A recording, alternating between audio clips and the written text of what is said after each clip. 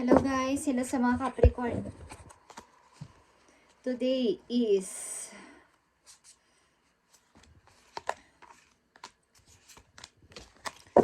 January.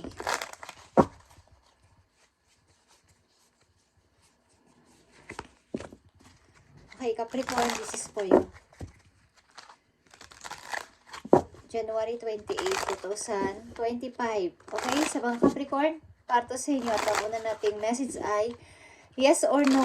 Yes or no ang inyong unang message, guys. Tingnan natin ang sagot sa inyo, katanungan. Kung anong nasa inyong puso at iniisip sa ngayon, January 28 is, ito ang sagot sa inyo. Capricorn, kayo ba ay practical na mag-isip sa kasalukuyan ninyo? Sa inyong sitwasyon, sa kasalukuyan. Practical na ba kayo mag-isip sa inyong mga gagawin, sitwasyon at paplanuhin? Simula sa araw na to, January 28, 2025.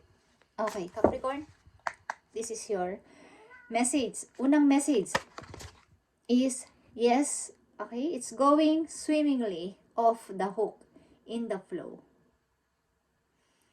Okay.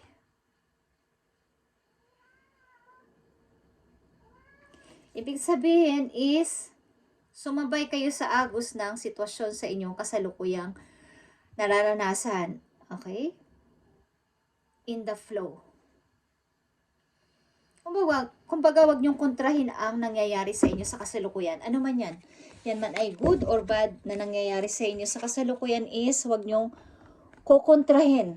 Sapagkat yan ay may reason kung bakit nangyayari sa inyo. Okay? Sumabay lang kayo kung ano ang kwento. Umuulang muna kayo, wag kayong sumasalungat. Yun ang ibig ko sabihin sa mga taong involved sa buhay ninyo. Kumbaga, para hindi na magkaroon ng mga halo-halong mga kwento o kaya ay mga napapalala pa ng sitwasyon dahil sa inyong pag-comment o sa inyong kumbaga, sa bibigay nyo ng idea.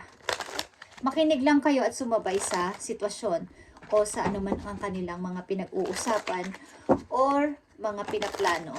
Makiramdam kayo sa inyong paligid, sa mga taong involved sa buhay ninyo, Capricorn, okay? Tingnan natin ang message for you. I need 4 message dito for Capricorn sa kanilang sitwasyon. January 28, 2025. January 28, 2025. Sa mga Capricorn,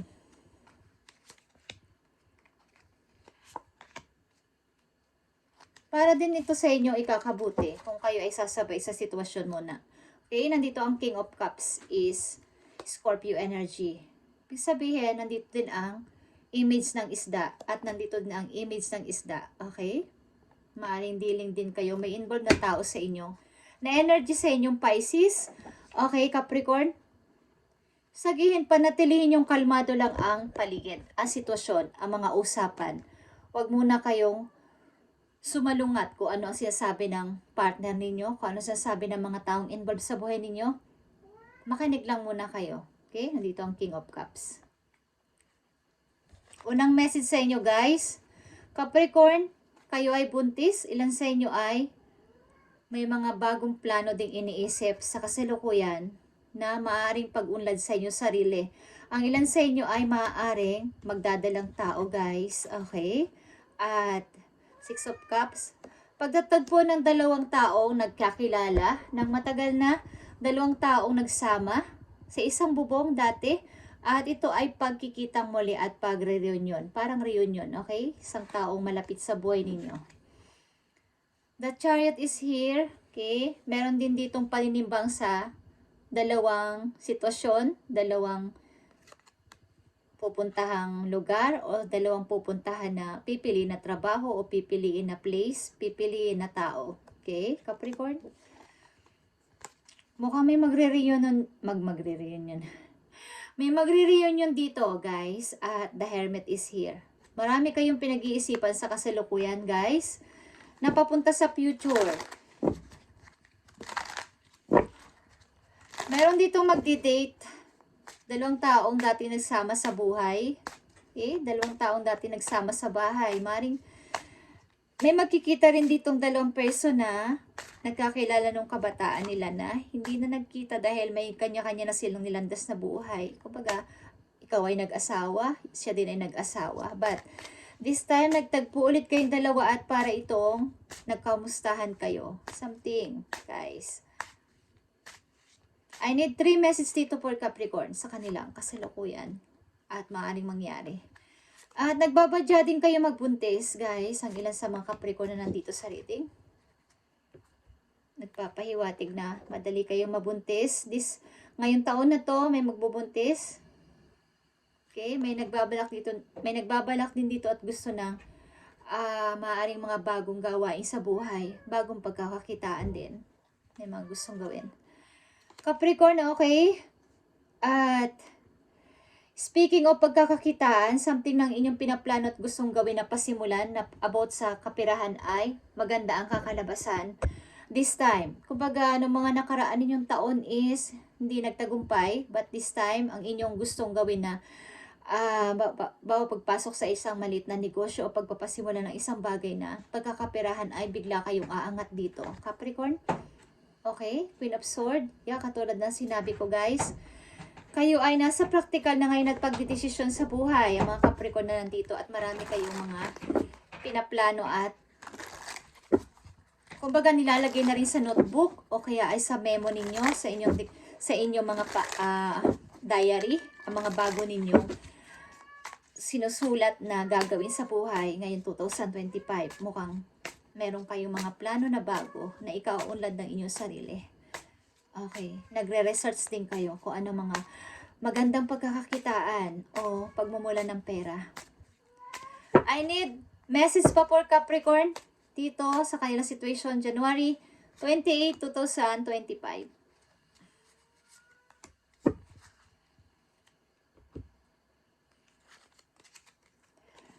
Nandito ang Two of Swords. Okay, nagre-research kayo sa mga internet. But may mga pagdududa kayo. Kasi maraming pagpipilian, maraming dapat gawin na parang magaganda lahat eh. Okay, so nagdadalawang isip kayo. Okay guys, ilan sa inyo ay maglilipat ng bahay? Okay, maybe nag-iisip kayo ng bagong titirahan o bagong uupahang apartment. Ang ilang Capricorn na nandito sa reading para mag-start ng bagong buhay sa malayo. Okay. At ito ay mga lahat ay bago.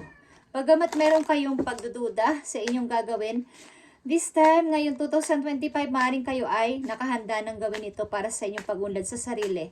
Ang ilan sa inyo ay dadalhin ang inyong anak na mag-isa. Kumbaga, ang ilan sa inyo dito ay magdadalang tao at hindi naiintindihin kung sasama ang partner ninyo o magkakaroon dito ng separate muna. Okay. Para magtrabaho kayo sa ibang lugar kasama ang inyong anak. Okay. Capricorn, I need pa na isang message dito. Yeah. The sun is here. Ito ay inyong happiness at sinasabi ko kayo ay magkakaanak ng lalaki dito. Ilan sa inyong Capricorn, magsisilang kayo ng sanggol na lalaki guys. At ito ang inyong kasama. Ito ang inyong happiness. Maaring kahit mag-isa lang kayo, itataguyod nyo ang bata na to para sa inyong hanggang sa paglaki niya. Okay? Yeah, mag-iiba na kayo ng landas. So, maaaring kayo ay may involve sa Pisces o sa energy ng water sign. Okay. Capricorn, tingnan natin ang inyo pa mga advice dito o message. Maaaring kayo ay isang nabuntis man kayo o mabubuntis man kayo ay hindi nyo na iniisip kong kakasamahin pa kayo ng tao na to na ama ng inyong anak at lalayo na lang kayo para sa bago ninyong bahay, bagong apartment na lilipatan. Pagamat ito ay may pagdududa, something na pagdududa, pero kayo nag-iisip na magplano ng bagong pagkakakitaan. At ang pinaplano nyo na to ay uunlad agad kayo dito, Capricorn. Sa Capricorn na nandito sa reading. Aangat agad ang inyong pera dito. Maaring may kaugnayan nito o nakalinya kayo sa, alam niyo yung may mga notebook na dinadala at naglilista-lista. Something na ito ay orders, mga order, mga pangalan ng taong ililista ninyo at mga address nila. Something. May ililista kayo sa isang memo para sa negosyo na to. Okay? Doon kayo nakalinya. Hindi ko alam kung kayo ay mag-o-online business sapagkat gagamit kayo ng computer. Okay? O ng cellphone. Tingnan natin, Capricorn, ang inyong message dito, advice. Okay, nandito ang practice, Capricorn. With daily practice, you can polish your skills and talents and increase your confidence. Okay, something na kayo ay mayroong ukulan ng pansin simula ngayong buwan na to. Dahil ito ay pagmumula ng inyong pagkakapirahan. Okay? Tinampan natin, guys. Ang message dito para sa iyo, Capricorn. Summer. Sa susunod na summer, guys, everything that you're asking for becomes yours in the summertime. Mukhang sa summertime o sa darating na summer is aangat kayo dito sa pera. So, kayo ay maging mapagpasensya sa mga hinihintay ninyo na to sapagkat sa next summer, okay, is mararamdaman nyo ang pag-unlad sa buhay. Capricorn, na nandito sa reading. Mararamdaman nyo ang pag-angat ninyo sa buhay. Lahat ng inyong inaas kay God ay mararanasan nyo ngayong summer. At malapit na yung guys. Madali lang ang mga buwan, araw. Okay? Malapit na naman magtapos ang winter at spring na naman. So, sunod na dito ang summer. So, ang ilan sa inyo ay nag-i-start na ngayon. At ang ikakasaya nyo talaga ay bandang summer. Okay? Something na kaya may i-start. At kasama nyo dito ang inyong anak, guys. Ang ilan sa inyo ay nakatakdang magbuntis, guys. Di ko alam kung bunga ito ng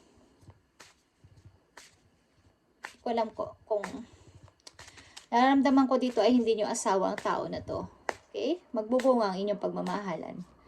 But, ito yung happiness niyo. Masaya kayo dito kahit ano pang nangyari o mangyayari. Okay, Capricorn, tingnan natin pa ang dalawang message dito for you. Mga paparating na message for you. Yeah. Something na may mag-aalok sa'yo o may magsasalita ng parang nagsusumamo sa'yo, Capricorn. O hihingi ng sorry, something na gusto ka ulit kausapin. Okay, mukhang may naghahanap sa'yo. At ikaw ay lilipat maybe ng ibang lugar. Like I said, mag-i-start ng bago sa ibang lugar. But may nako-curious sa'yo dito na tao at ikaw ay sinisearch. Kumbaga. At may mga tao kang bago mga makikilala. At pagmumulan mo ito ng makakatulong mo sila sa pag-i-start sa buhay. Sapagkat mako-curious ang mga tao na to sa'yo. Something ito ay collaboration. Okay? Bagong mga person. Message for Capricorn. January 28, 2025 sa mga Capricorn sa kanilang sitwasyon ngayon o sa mga paparating. If you pay close attention, you will notice all the doors that once closed are opening up. Just in different form. Things may not appear exactly as you had envisioned. Okay. Kumbaga, ang ilan sa inyong nandito sa reading, okay, sinasabi ko sa inyo na sa una pa lang, may tao kayo ditong makikitang muli na parang isinara nyo na ang pinto sa kanya but ito ay magbabalik sa buhay ninyo. Galing ito sa nakaraan, maaring kababata nyo, something na nakilala nyo noon at nakasama at nakaklose at naging karelasyon din but sad to say, hindi kayo nagkatuluyan, but magkikita kayo, something reunion nito. At magbabalik o makikilala at makikita mo ulit ang tao na to, parang in different form. Parang may katugma ito o may maihalintulad mo sa iyong nakarelasyon na iyong mahal din. Okay? So, hindi mo lang ito napapansin. Hindi mo ito napapansin, Capricorn, sapagkat ikaw ay hindi naman sa kanya masyadong nagkakaroon ng interest. Okay? Bigyan mo ito ng atensyon. kung may tao na lumalapit sa'yo, something. Okay? Mukhang itong tao na to ay makakatulong mo. Dati mo nang i-close ang puso mo sa tao na to. Babalik ito sa buhay mo in the different, parang in different form. Iba na yung ugali niya, nagbago na siya ng tuluyan or something na maraming pinagbago sa kanya at mamamangha ka. Hindi mo lang napapansin. Okay? Lalo sa kanyang ugali. Tingnan natin ang message pa po yun. Malakas ito ang water sign na may involve sa buhay mo. Okay? Ito man ay kaibigan or magiging malapit sa puso mo, Capricorn, ay water sign ito. Okay? Message pa po yun, Capricorn. Those difficult times will pass. Nothing but last forever. Capricorn, katulad ng huling message sa'yo dito na the sun is sisikat ulit ang araw. Kumbaga, after ng ulan o magulong buhay na nangyari sa'yo at mga difficult times na nangyari sa'yo ay mga titigil ang ulan, titigil ang bagyo at sisikat ang araw para sa'yo. Okay? Maririnig mo ulit ang paghuni ng mga ibon. Liliwanag muli ang kalangitan. Kumbaga, magkakaroon ulit ng makikita mo ulit yung blue sky sa buhay mo. So, kung iniisip mo to na lilipat ka ng bahay, lilipat ka ng apartment, o lilipat ka ng place, ay gawin mo na. Keep moving forward, Capricorn. You will soon be rewarded for your patience. Okay. And trust the wait. Mag-trust ka sa iyong hinihintay na to at you are being prepared for your blessings. In order to receive, you have to be ready to receive. Things are going through now are not random. Trust the flow of the universe. Okay. Speaking of flow is nandito na naman ang word na flow is huwag kang masyadong magsalita sa lukuyan mo at mag-trust ka sa flow ni universe. Siya yung magpiprepare para sa'yo sapagkat ito ay nakaplano galing sa heaven. Okay? Dahil sa sobra mong pagtitiis. Okay? Salamat Capricorn at itong inyong message ngayong January 28, 2025 sa mga Capricorn na nandito sa reading. Sa summer, lalakas ang inyong maaaring inyong mga hinihiling ay tuloy-tuloy nang mangyayari ito kung mag-i-start na kayo sa ngayon. Okay, Capricorn? At maaaring ito ay pinaghihintay ka pa ni universe sapagkat may best resort na ibibigay sa iyo ang heaven. Okay? Mas magandang resulta higit sa inaasahan mo. Okay? Thank you and God bless Capricorn.